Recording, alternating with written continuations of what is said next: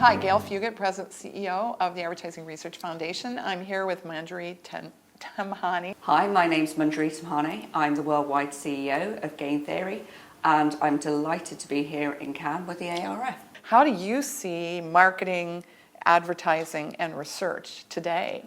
The research piece has historically always been used as a bit of an afterthought, a justification of, well, did that campaign work? Did we hit the right consumers? Did the ad actually, was it recalled? So I think it's always been post-event, and I think now the research part of it, or the analytical part of it, is starting, it's sort of moved towards more, okay, let's use it to actually optimize a media plan or a media buy. And now I think it's going to start to move towards, actually before we even come up with the idea, let's start to use the data, let's start to use some of the insights and the research to work out what direction should this campaign and this creative take. Do you feel, Manjiry, that it takes different skills to be able to do that? Marketers are expected to understand the technology that's available, understand how to access the data and knit all of that together. And marketing people now need the IT department to kind of support them. But there's almost like a language barrier there. So you need the market research people in between, right? Absolutely. So where I feel that I've kind of been very successful with organisations is almost being that translator. Because the researchers understand the technology, they understand the data, but unlike the IT folk, they also understand what it is that marketers are trying to achieve. What's the end goal? So they can start to help to bridge the gap between the two. What are the keys to your own personal leadership? The research, the analytics industry, whilst there's a lot of data and there's a lot of technology, it's a very much people-orientated business as well. And it's about finding the right talent.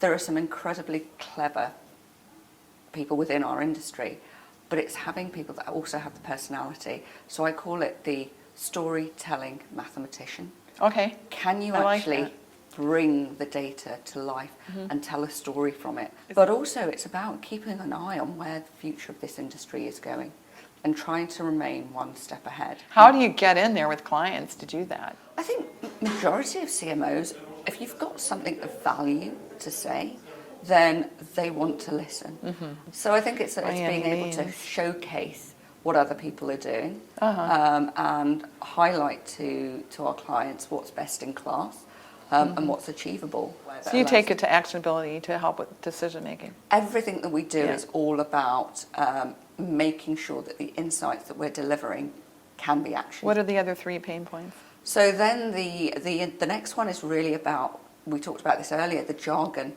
and the terminology. And because marketing are now having to talk to tech vendors, and it's language that they're not used to, and they need somebody. So you're a translator. We translate. Right? What are the 3rd and 4th pain points? The 3rd one is really about, I ask a simple question. I just want to know, did this campaign work? What's the ROI? And then the 4th one is, even if I've got my data, even if I understand the technology that sits behind this, even if I believe the answer, it's not always there at the time where I need to make the decision. Timeliness, right? Timing is very everything. much the timeliness. How do you address that? Well, we have to start using technology to allow us to get the insights out a lot faster. Are you helping them with speed versus perfection? It's a calculated risk. So I think there's the how accurate does it need to be for the decision that you're trying to make. And so there is a balance between, because having the perfect answer 2 weeks after the decision is made is pointless. Yeah, exactly. What would you imagine is going to be the watchword for the next 5 years? I think we'll almost be able to step into the brands, be able to experience brands, as opposed to just watching them in a flat environment. There was just something so incredibly powerful, but scary at the same time. Because you're now at a stage. What's scary about it? But when we think about creating something, surely the whole art of creating something is a very human aspect. And so if you've now got a machine, it can be replicated now, creating a piece of art, then what are the limits? I think that's what makes it scary but beautiful and exciting. A great example of that was Lexus, where they've put the paint onto the car and actually linked it to the driver's heartbeat. So when you see the car moving, you can see the heartbeat of the driver as they turn around a corner. Thank you so much, Manjiry. Thank you.